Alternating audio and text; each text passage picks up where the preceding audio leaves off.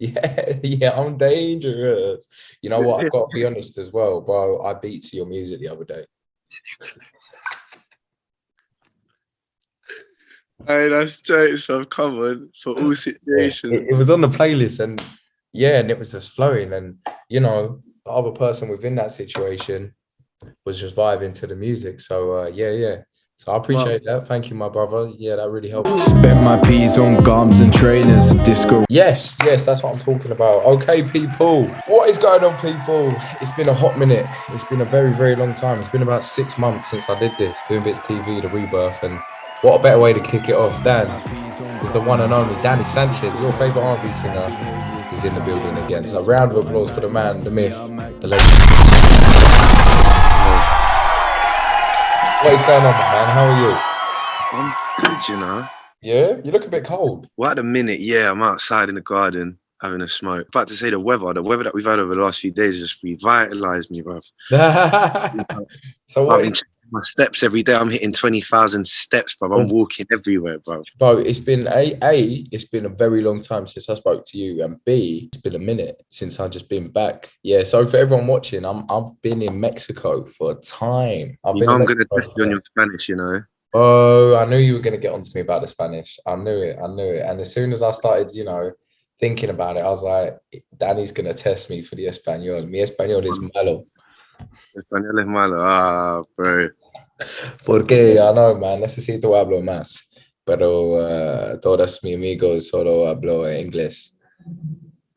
Do you know what? It's very understandable. Like I wouldn't have trouble. Yeah, fair play. You're getting there, bro.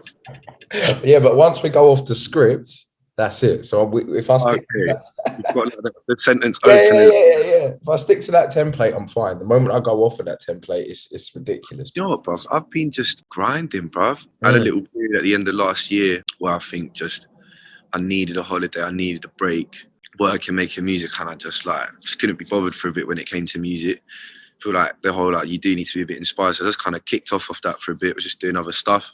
And then started the new year with the mindset of let's do you know what I mean, proper get it cracking again. The last time we spoke, I wrote down so much because I was genuinely interested. But now I've got nothing. This is all just coming straight from. So yeah, man, I don't even know. What's end game for you? What's if it happens, you've done bits. You know, I do think about this sometimes. I think for me, cheeky Brixton O2 headliner in terms of performances and that in my own backyard, right there to say that I've got the bus up the road and I'm here headlining Brixton O2, that would be flipping amazing, I think. But in terms of longevity, just having a good time, bro. At the end of the day, if the next few years go by and I've made my way making music and enjoying myself and meeting people, that's all I can really ask for, innit? And I'm always a person to say when you're on your deathbed, all you've got is memories, innit? So if you've made a good amount of them, no matter where you get or this, that, the other, if you can look back and be happy, I think that should be the end goal, innit? 100. There's always another step, bro. It's a never-ending escalator. You want to reach this, then you reach, and then it's well, where'd you go now? Yeah. So it's funny because last night I was with a friend of mine and I was talking about, I'm gonna be, and she's from Canada, but she's Chilean, and where else is she from, man? I can't remember. But anyway, so London culture and that is completely alien to her. So I was showing her a freestyle of yours. Can't remember the thing, but that you were in a Stony and the thing. It was you were rapping, and I can't remember. Do you know what was the name of it? It's the animation is like a train before you, and then it's it goes into whoever's doing it. It's like a freestyle thing. What? Wait, the old freestyle when I'm in the Stony. Yes. What's the thing? Loud House. Yes, Loud House. So I was showing her the Loud House thing that you did, and she was just watching it, and then you just went from singing to rapping, and then you bust out into Spanish, and she was "Woo!" Yeah. So I guess I don't know. A, that's mad, man. B, are you still doing that? Are you still mixing in the Spanish when you make music? Yeah, bruv. I dropped a single at the end of last year with a producer called Nickel Beats, and the whole chorus and that is all in Spanish, and it's very vibesy. And do you know what I mean? It's fun to do, and I always just slip it in. I've been doing it a bit. I've been doing it on a few if you mess around on even a couple drill instrumentals and stuff and putting Spanish in it and seeing how it flows, and it's fun. Like it's always fun to mix the languages and like just express yourself in a different way in it. Like it lets into different pockets. It's a different language and that, and it's always best to do. Yeah, but it's not something I think about. Like I don't go like, oh, I need to make a Spanish tune. Like when it just flows, it flows. You know what I mean? I don't want to just like try and do a reggaeton tune now for like the sake of it. You know what I mean? Danny Balvin would sound pretty good or something like that, but you never know. I think being from England as well, you don't know much about reggaeton and all that kind of stuff. You know what I mean? Because it's not mainstream in England and it's not a thing. But coming out here, I love reggaeton. It's mad how much of a different, like there's a whole other side of music that with artists that if you look at streams and success are equally as big as the artists that we look up to as the biggest artists in the world. Yes. And you've got the whole thing like, you know what I mean? Like Bad Bunny and all these people. You know what I mean? And every single place I go now, bro, I'm there just singing to reggaeton. I have no idea what they're saying, but I love it. And it sounds good. But to say that you're going to pay your rent and bills and your life and everything, plus studio, plus this, plus that, off what you're going to make streaming before you hit a certain threshold, like it's just not going to happen, innit? And so that's when you need to, obviously then you got shows, stuff like that, that brings in P's and everything. And even when you're streaming deep, it like, so let's say 1 million streams on Spotify is about $4,000, yeah? That's it. So yeah, 1 million streams on Spotify about $4,000. But let's say now you've got a feature on the track and someone's produced the track, yeah? So you don't even own 100% of that. So now you own, let's say 50% of your rhythm, the feature owns like 15 or 20%, and then the producer owns the rest, yeah? So if you get 1 million streams, that $4,000, that's $2,000 for you now. And then to get the 1 million streams, that's not overnight. So let's say that's happened over the course of a year. Right. Imagine that spaced out. Yeah. So there's got to be, do you know what I mean? You have to, whether that's like the day job or whether it's this, like you have to find a way to support before, do you know what I mean? Someone comes along and it's like, yo, we want to give you X amount of P's and now, okay, you've got the advance. But even then, that runs out, bruv. How many people have been caught up getting an advance? And then there's tax on that, there's this on that, there's that. And then they're done out. They've got no P's and they're selling jewelry and watches that they bought.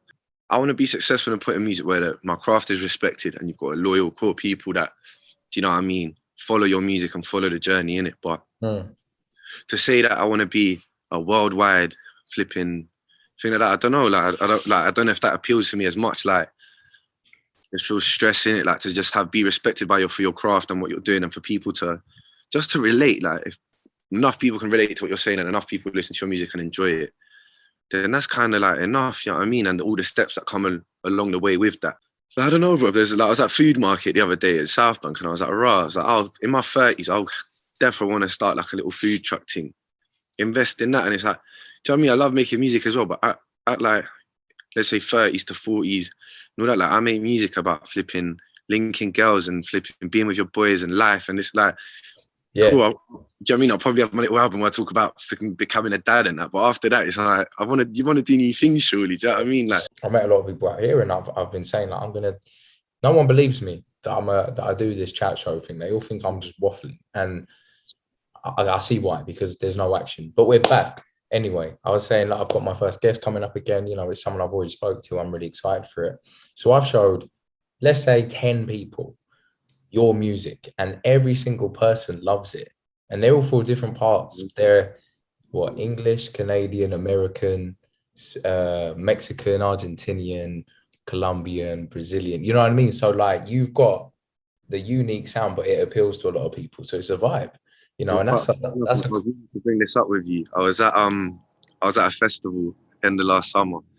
I was at Fuse Open Air. Yeah. And I'm there, and then I was leaving the crowd. I was a bit drunk, and I was like, let me go sit on the hill for a bit. I go on the hill and I just see two lads bolting towards me. I'm thinking, what's going on? Come over and start flipping, banging on about my tune, saying that they're boys with you, and they know, they know my stuff through you. And they come over, one of them just started singing the lyrics to Dangerous at me, and I was there like thinking, what was going on? And they were your boys, bro. They were my boys. No way. Yeah. Wait. What do you remember their names? Well, I can't even remember it, but I'll try to have a look on Insta later and I'll show you. But yeah, it was jokes, but they were like, they were boys with you. No way. Oh, where was the festival at? where was it? It was Fuse at was it called Three Mills Island or something? Three Mills Island. Where the hell's that? So Free? I can't remember. It's in London. That But is yeah, mad. and it was Yes, come on. Oh, that's it. The fan base of Doing Bits TV still there. You know, we haven't been playing for a minute, but the referee's whistle still blowing, so that's okay. That's crazy, man. Wow. Yeah, I'll have to find out who they are for sure, man. But Jesus, okay. Yeah, yeah, I'm dangerous. You know what? I've got to be honest as well, bro. I beat to your music the other day. Hey, that's jokes, fam. Come on, for all situations. Yeah, it was on the playlist, and yeah, and it was just flowing, and you know, the other person within that situation was just vibing to the music. So yeah. So I appreciate that. Thank you, my brother. Yeah, that really helped out. He had to that he was in doing this thing with his girl, and then my tune came. He had to pause the playlist. He had to skip the tune. He said he couldn't do it. No, bro. I think for me personally, it allowed the other person to enjoy. You know, the experience was it was enhanced. To be honest with you, yeah. So that was yes. I appreciate you, man. Thank you for that. Do you know what I mean? For the last 2-3 years, it's trading, forex trading. Join my fucking scheme where if you pay X amount, you got people and we got people, and someone's eating bread off that, and rare tear. And then now the NFTs are out, or there's this one and that one. Like the forex trading thing. Have you seen it recently? It's not even about no more. Now suddenly it's just flipping NFTs and flipping this and it's all crypto now. Now it's crypto. So before it was trading, before it was stocks, now it's flipping crypto. Then it will be flipping metaverse, flipping points, and then we're all just finished, bruv. And I know it's a crazy world. Like I was saying the other day, it's like right now is probably the easiest it's been to become like let's say something crazy, like a millionaire. And I mean easy as in there's so many ways of doing it, but it's actually harder because everybody is doing the same thing you're doing. We all got access to the same stuff. What about you? Are you into any of it, like the crypto stuff or anything like that? To be honest, bro, no, but more just because I'm just like, it's just like I just can't be bothered in it. It's just numbers to me. I'm just like, it's just not. No, do you know what my main thing is with the crypto thing? I think it's tell me. Reason so many people lose money and that is because these man gas you to think that you can just jump on crypto and the next day you're making money. And like any other thing, it requires, do you know what I mean, practice and skill set and learning. And like it's not just like flipping slot machines at the flipping casino, innit? Like it's his real stuff. Yeah. So then maybe the guy who commits 40 hours a week to being on the market and investing in it, and it's his job, then but if you're doing it on the side to like as a little hustle and you're not actually invested every day in the thing, that it's not really, of course you're not going to make money. See, I was even thinking about it. I was in Portugal and my missus recently the other week, and we decided, I was like, the first time we got pissed, the second I was like, I don't want to get too pissed, like let's just do something chill. So I was like, cool, let's go casino, innit? So I went casino and I took out €100 and I was like, cool, I'm prepared to lose this €100 in it. So I'm already like these man, like your first initial investment into the trading thing. Cool, I'm there. Yeah. Bro, do you know what bugs me about the roulette thing? Yeah, it's just like when you're looking at these chips, I'm putting these chips out. There are $5 a chip, a poker chip. And you deeper, like imagine if it was actual notes, like you wouldn't be. No, you wouldn't. No, but when they give you this little, you get the yellow ones as well. It's like I'm the yellow one. So it's just one game, bro. You're just dashing them on the table on the random numbers that could hit or couldn't hit based on absolutely random luck. Yeah, no, absolute luck. Yeah, completely. And then so the first day, I went up. Okay. 2 bill. So I'm thinking I've got 2 bill. I'm like, oh my god, I've busted the last few days of the holiday. I've just made €200. We're blessed. What do I do the next day? Instead of taking my stable €200 that I've got now and cut my losses, I was like, let's go back casino, innit? No, the next day, we've gone back. Yeah. And the vibe was just different that day. Like the guys at the thing weren't pally. Like there was one big geezer just playing with bare money, pushing man out of the way just to put his chips down. So I've lost €50 in about 5 minutes. Yeah. So my missus is already looking at me like, yo, Danny, like you've lost 50. Like let's call it this. I was like, no, let me put this 50 in and we'll win it back. So I put the 50 in. And then again, it's getting to the point she's looking at me, I've lost it. And she's like, all right, Danny, you've lost half it, go home. And I was like, cool. I was like, listen, let me put one more 50 in. So like, it's a game, bro. It's up and downs. Yeah. And then put the 50 and she was looking. I was like, please. I was just like, just gas it. Be angry at me after, but just gas it. Yeah, I need energy right now. Made the 100 back that I lost. And the extra one up. I walked out with another €100, bro. I bust it. And I looked at her and I bust it. But I thought to myself, like, you're so willing in that moment in time, like, got £300, put it into trading. All right, and then you lose it all, up, down. And then I'm looking at, I was up 200, down, up, down. And it's like, it's a game, bro. Yeah, it's crazy. And you know what I've really started noticing as well? Like, naturally, Latin America and Central America has many, many, many beautiful women, right? Of course. But the 10 out of 10s could walk past whatever, and every single person is just naturally friendly and they want to speak to you. And I feel like in England, you might get girls that, you know, look unreal, etc., etc. And obviously it's based on the person, but typically they won't give you the time of the day. But you come over here and it's like they actually want to talk to you, even if it's not going anywhere, they still have a conversation. And I feel like there's just a better energy sometimes. You just got this, if you cross someone that just in South America or Spain or like parts of Europe, like you're just much more like hack, like good morning. You know, like people just or stuff like buenas tardes, buenas noches. Like people don't do that. Come on, buenas tardes.